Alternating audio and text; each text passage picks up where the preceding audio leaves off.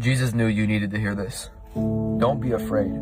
Only believe. I want to share the story behind this verse right here because I think this brings a lot of good context to it and it will really encourage you. So stay till the end because you will not regret watching this. So this story in the Bible happens when Jesus is walking and there's a big crowd around him. And then there's this man named Jairus. And Jairus has a big problem. His daughter is dying. And Jesus is basically Jairus' only hope. So he runs to Jesus and he falls on his knees and he's like, Jesus, please come to my house and heal my daughter. She's literally dying. Like she's not going to make it.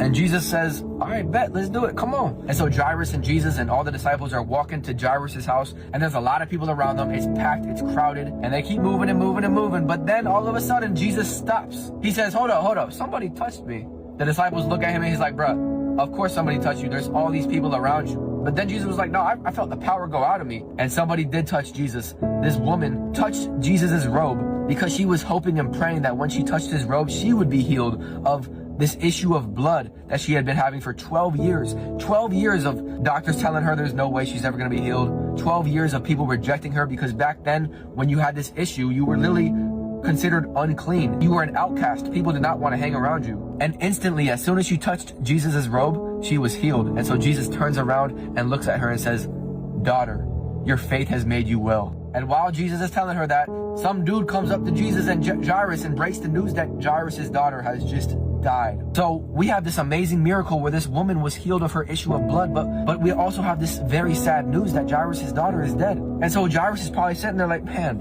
why did Jesus have to stop? We would have been there by now. My daughter would still be alive right now if Jesus didn't stop. And maybe that's how some of you guys feel. You feel like God is blessing everyone else. Everyone else is getting their miracle, their breakthrough. Everyone else is getting ahead of you in life. But this is when Jesus tells Jairus, don't be afraid. Only believe. And that's what Jesus is telling you today, because you know what happened after Jesus got to their house? Jesus walked in and he was like, bro, what are y'all crying about? The daughter is not dead. She's just sleeping. And Jesus walks into the room, takes her by the hand and says, get up. And the daughter is literally brought back to life. And here's the point with this message.